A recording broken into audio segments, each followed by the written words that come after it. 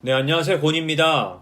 이번에는 빌라 전세, 누구를 위한 삶인가? 자본주의적 관점에서 빌라 전세를 살면 안 되는 이유에 대해서 말씀드리고자 합니다. 정말 내가 경제적 여유가 안 된다 하시는 분들은 그냥 참고만 하시면 되고, 만약 내가 여유가 조금 있고 충분히 내가 영혼을 끌어모을 수 있음에도 빌라 전세를 고려하고 있다 하시는 분들은 꼭 한 번씩 봐주셨으면 좋겠습니다.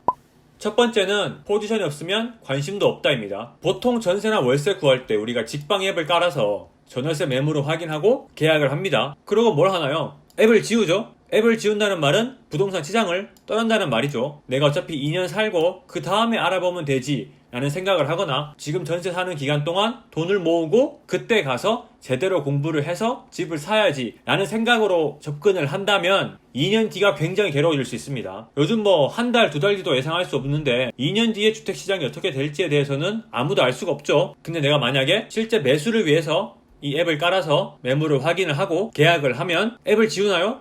아니죠. 내가 여기 태운 돈이 한두 푼이 아닌데 5억에서 6억, 많게는 10억이 넘을 텐데, 당연히 내 아파트, 주변 아파트, 인기 있는 아파트를 매일, 매주 주기적으로 검색을 하겠죠. 꾸준히 그렇게 함으로써 부동산 시장에 머무르게 되고, 어떻게 시장이 흘러가고 어떻게 변화하고 있는지, 내가 지금 아파트를 매도하고 갈아타야 되는지 아니면 계속 들고 가야 할지에 대해서 판단이 서고 앞으로의 방향성에 대해서 자리를 잡을 수 있는 겁니다. 그래서 포지션이 있고 없고가 굉장히 큰 차이를 만들어낼 것입니다.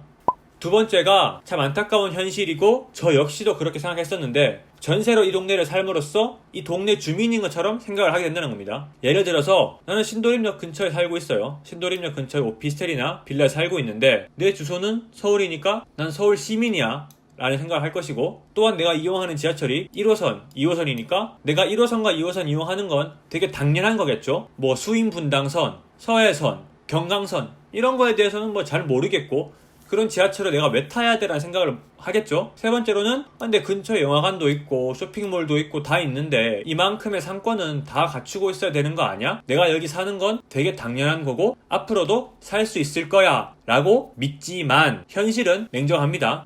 시흥 노원과 밥밖에 없는 데 아니야? 교통 되게 불편한 데 아니야? 라고 하면서 해봤자 한 30평에 한 5억 6억? 절대 아니죠. 시흥 은계 호반 서밋플레이스가 40평에 9억 3천, 여기도 33평에 7억 9천입니다. 주변 시세가 30평 기준 다 7억에서 8억을 합니다. 절대 6억 이하 매물을 찾아보기가 쉽지가 않죠. 또한 별내 신도시, 구리도 되게 멀다고 느껴지는데 별 내면 더 먼 거 아니야? 말도 안 되죠. 9.3억, 8억, 8.8억, 이거는 16억입니다. 그럼 나 수원은 갈 수 있겠지. 분당 및 화성 근처니까. 못 가죠. 26평 7억, 35평 10억입니다.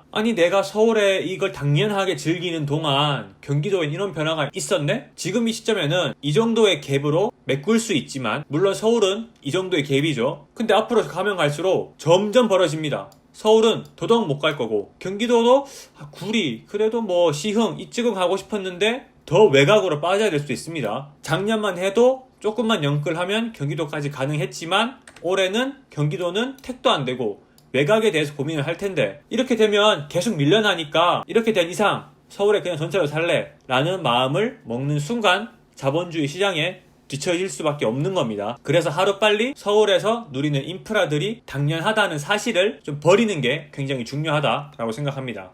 세 번째가 청약할 게 아니면 전세 사는 게 정말 의미가 없습니다. 지금 서울 경기에 전세가 바뀌고 있는데, 왜냐하면 서울은 지금 공급하는 것도 많이 없고 경기도에 공급을 많이 하고 있고 당해 배정이 많습니다. 인천에 같은 경우에는 당해 50%를 주고 있기 때문에 다들 인천에 가서 빌라든 아파트든 오피스텔이든 2년간 실거주를 하면서 이쪽에 청약을 받고자 하는 수요가 많죠. 그런 경우에는 당연히 전세 살아야죠. 조건만 된다면 청약을 위해서 전세 사는 거는 충분히 좋은 전략입니다. 하지만 그게 아니라면 절대 살 필요가 없죠. 왜냐하면 빌라 계약 구조가 이와 같습니다. 빌라는 이 정도의 금액이 필요한데 이의 80%가 내 전세금으로 꾸려지는 겁니다. 집주인은 이 지역이 가로주택 전기 사업이든 아니면 향후에 어떻게 발전이 되는 이 토지 가치를 보고 빌라를 구매하는 거지, 빌라가 좋아서 구매하는 거 아닙니다. 난 토지를 보고 구매하는 거지 빌라가 좋아서 구매하는 건 아니니까 내 돈 많이 쓰기 싫어. 그러니까 이 모든 부담을